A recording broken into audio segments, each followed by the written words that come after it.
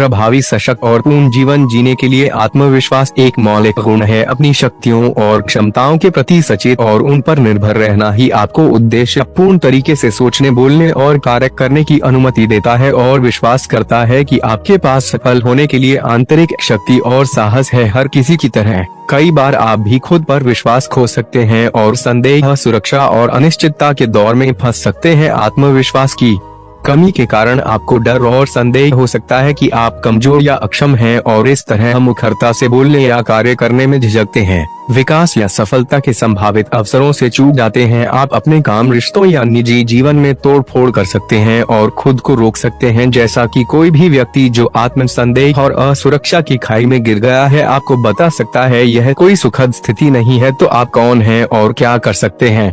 इस बारे में आप आत्मविश्वास का एक स्वस्थ स्तर कैसे बनाए रख सकते हैं? उत्तर आंशिक रूप से भगवद गीता में निहित है। गीता यकीनन सभी वैदिक साहित्य में सबसे प्रतिष्ठित ग्रंथों में से एक है, जो यौगिक ज्ञान और दर्शन का एक विशाल भंडार है। महाकाव्य, कविता, महाभारत का एक हिस्सा, यह सर्वश्रेष्ठ योद्धाओं अर्जुन की कहानी में वेदांत के सार को समाहित करता है, जो अच्छे और बुरे की ताकतों के बीच एक महाकाव्य लड़ाई में फंस गया है। कुरुक्षेत्र के युद्ध के मैदान में एकत्रित होकर अच्छी ताकतें पांडव और बुरी ताकतें कौरव युद्ध की तैयारी कर रही हैं। शक्तिशाली पांडु योद्धा अर्जुन अपने दिव्य सारथी कृष्ण से अपने रथ को दोनों सेनाओं के बीच रखने के लिए कहते हैं, ताकि वे देख सके कि उन्हें किससे लड़ना है। अपनी निराशा के लिए अर्जुन दोनों सेनाओं में दोस्तों, परिवार, शिक्षकों और सामान्यतः बुजुर्गों को देखता है जो लड़ने और मरने के लिए तैयार हैं। दुख से उबरकर अर्जुन अपरिहार्य रक्तपात के विचार से निराशा में डूब गया। कृष्ण और अर्जुन के बीच परिणामी संवाद दुख से मुक्ति के साधन के रूप में योग के मार्ग को उजागर करता है। गीता के दूसरे अध्याय ज्ञान योग में कृष्ण अर्जुन को योग के तरीके सिखाते हैं, अनिवार्य रूप से उसे उसकी निराशा और उदासी से जगाते हुए कहते हैं, संकट के समय में यह निराशा और कमजोरी तुम्हारे लिए तुच्छ और अयोग्य है। अर्जुन,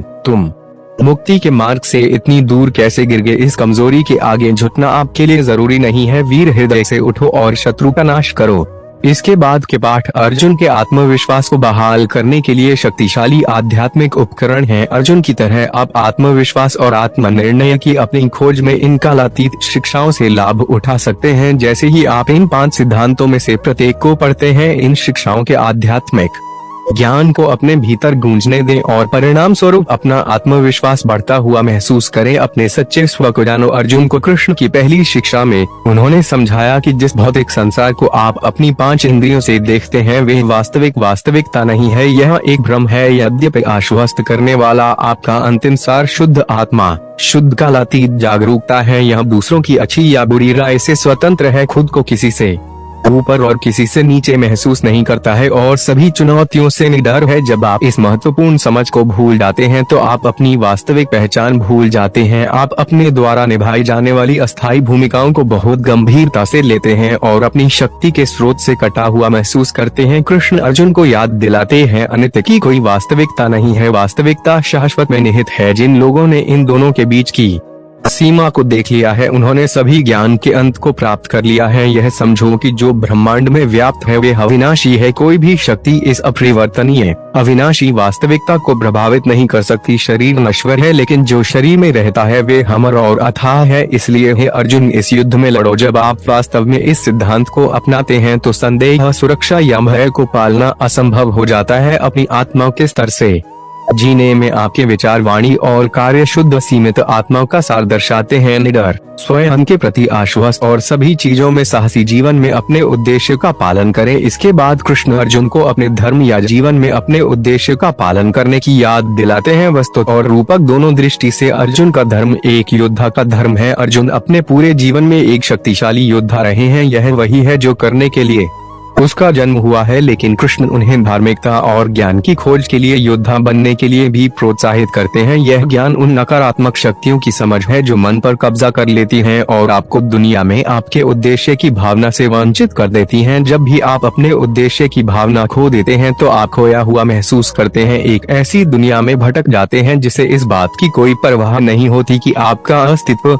है या नहीं, लेकिन कृष्ण अर्जुन को याद दिलाते हैं कि अपना धार्मिक कर्तव्य निभाना ही मोक्ष की कुंजी है। तुम्हें अपने धर्म का ध्यान रखते हुए संकोच नहीं करना चाहिए। एक योद्धा के लिए बुराई के विरुद्ध युद्ध से बढ़कर कुछ भी नहीं है। ऐसे युद्ध का सामना करने वाले योद्धा को प्रसन्न होना चाहिए अर्जुन, क्योंकि यह स्वर्ग के लिए एक खुले द्वार के रूप में आता है। लेकिन यदि आप बुराई के खिलाफ इस लड़ाई में भाग नहीं लेते हैं तो आप अपने धर्म और सम्मान का उल्लंघन करते हुए पाप के भागी बनेंगे। हालांकि यह अंश ऐसा लग सकता है मानो कृष्ण हिंसा की वकालत कर रहे हों। वर्णित युद्ध वास्तव में एक आंतरिक युद्ध है जिसमें आपको अपनी अज्ञानता के कारणों की तलाश करने के लिए कहा जाता है। जब आप जीवन में अपने धर्म या उद्देश्य का अनुसरण करते हैं और उसे पूरा करते हैं तो आप जो भी करते हैं उसमें प्रेरित, विचारशील और उद्देश्यपूर्ण महसूस करते हैं। ब्रह्मांड का एक महत्वपूर्ण, वैध और अनूठा टुकड़ा जिसका कोई अतिरिक्त भाग नहीं है। आप यह जानकर आश्वस्त हो सकते हैं कि आप दुनिया में जो करते हैं वह मायने रखता है और इससे फर्क पड़ता है। कार्यवाही करें। आगे जो आता है वह इस बात का संकेत है कि गीता के भविष्य के अध्यायों में किस पर विस्तार से चर्चा की जाएगी। कृष्ण अर्जुन को याद दिलाते हैं कि वह कार्यवाही करने के लिए इस दुनिया में है। आपको काम करने का अधिकार है, लेकिन काम के फल का कभी नहीं। तुम्हें कभी भी पुरस्कार के लिए कर्म में संलग्न नहीं होना चाहिए, नहीं तुम्हें निष्क्रियता की लालसा करनी चाहिए। हे अर्जुन, क्यों इस संसार में अपने भीतर स्थापित व्यक्ति के रूप में कार्य करो, स्वार्थी आसक्ति के बिना और सफलता और हार में समान रूप से, क्योंकि योग मन की पूर्ण समता है। दूसरे शब्दों में कार्यवाही करें, वे फोन कॉल करें, उस नौकरी के लिए आवेदन करें, उस विशेष व्यक्ति को डेट पर जाने के लिए कहें और वे किताब लिखें।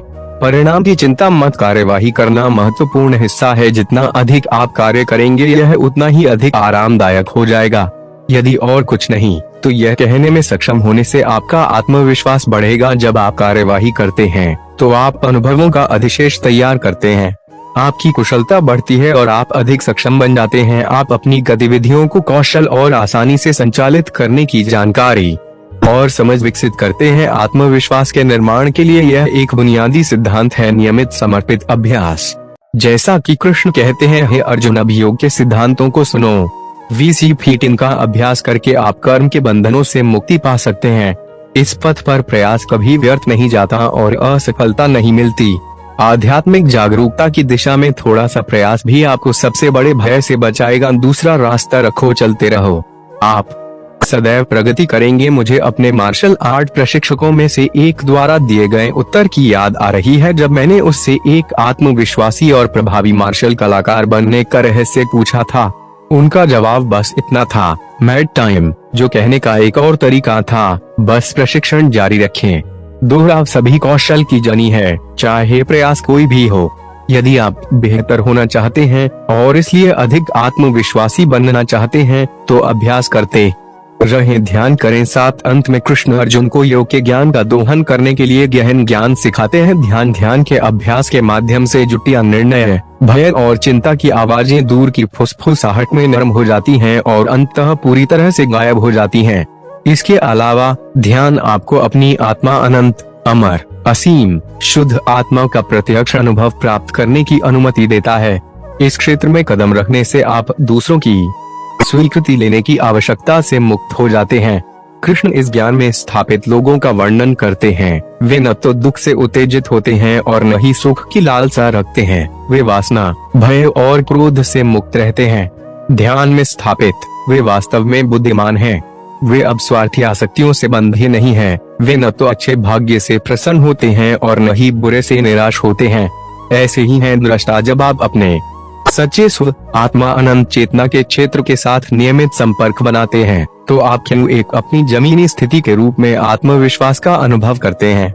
आत्म संदर्भ की इस स्थिति से आप सहज रूप से जानते हैं कि आप कुछ भी हासिल कर सकते हैं। ये 5 पाठ आपको आपके भीतर पहले से मौजूद सहज आत्मविश्वास का दोहन करने के लिए शक्तिशाली उपकरण प्रदान करते हैं। कृष्ण की शिक्षाओं को नियमित अनुस्मारक के रूप में उपयोग करें कि आप छोटी भूमिका निभाकर दुनिया की सेवा नहीं करते हैं। साहसी हृदय से उठो और दार्शनिक ज्ञान के लिए लड़ो। आत्मसंदेह, चिंता और व्यग्रता कार्यवाही के नहीं बल्कि मानसिक अशांति, बाध्यकारी, अति सोचने और विश्लेषण पक्षाघात के परिणाम हैं। जब आप कार्य करने में विफल हो जाते हैं और अंतहीन क्या होगा अगर चक्र में फंस जाते हैं, कुछ भी हासिल नहीं होता है और आप खुद पर अधिक संदेह करते हैं। हालांकि यदि आप कार्य करते हैं तो आप या तो अपने लक्ष्य प्राप्त करेंगे और पूर्णता पाएंगे या असफल होंगे, लेकिन अनुभव से सीखेंगे। यह पाठ आपको न केवल जीवन के किनारे बैठकर आश्चर्य करना सिखाता है, बल्कि निस्वार्थ कार्य करना और परिणामों को स्वयं स्वीकार करना भी सिखाता है, जैसा कि कृष्ण